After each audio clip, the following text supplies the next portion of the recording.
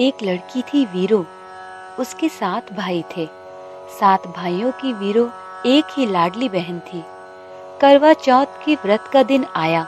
वीरो ने अपनी भाभीियों के साथ ये व्रत रखा। वीरो को भूखी प्यासी देखकर उसके भाइयों ने जंगल में दूर जाकर आग लगा दी और चांद के जैसी ही रोशनी कर दी।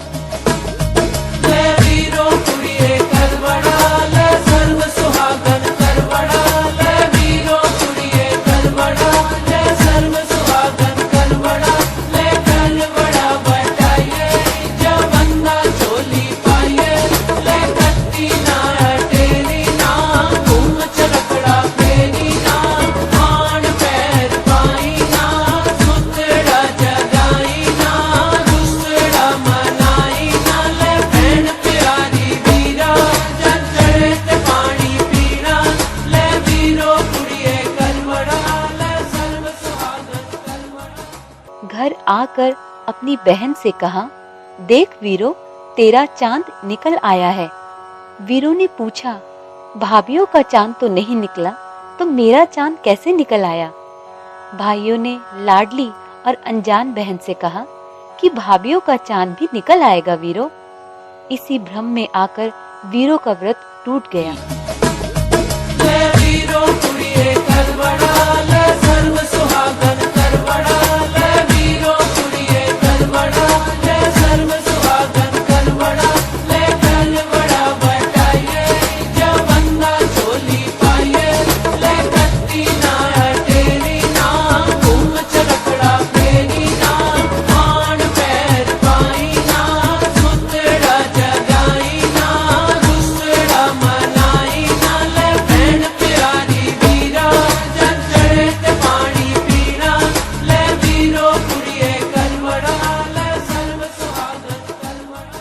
वीरो का राजा जैसा पति गहरी नींद में सो गया।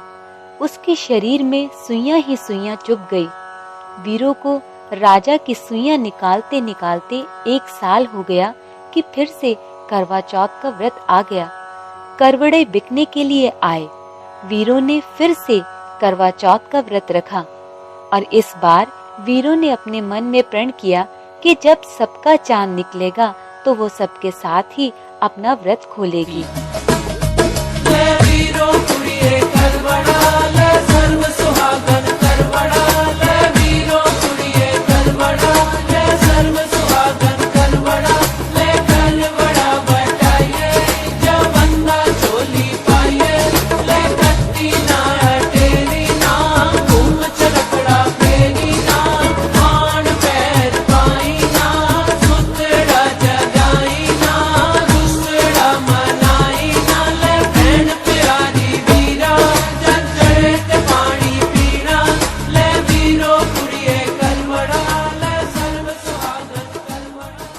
वीरो अपनी दासी को राजा के पास सुइयां निकालने के लिए बैठाकर व्रत की पूजा करने के लिए जाती है।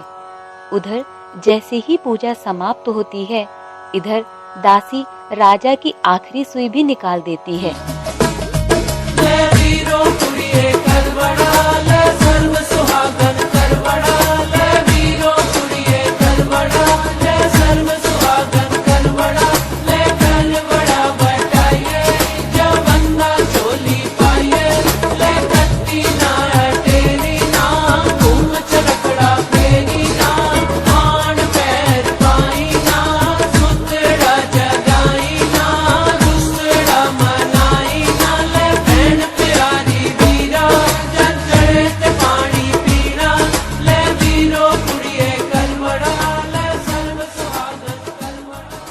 गोली थी वो रानी बन गई और जो रानी थी वो गोली बन गई। राजा दासी को ही अपनी रानी समझने लगा।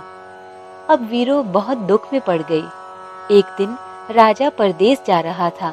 रानी जो असल में दासी थी वो राजा को बहुत से आभूषण लाने के लिए कहती है और वीरो जो असल में दासी बनी हुई थी वो राजा से केवल एक गुड़िया ही मांगती है।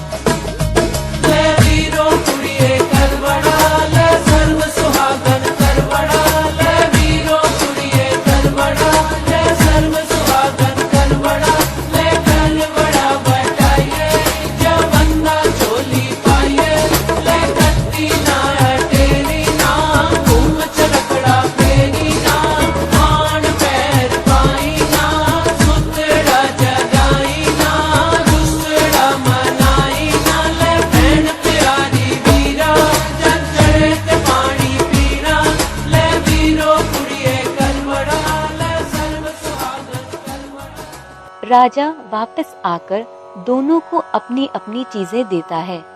वीरो जो दासी बनी हुई थी, हमेशा अपनी दुख भरी कहानी उस गुड़िया से कहती रहती थी।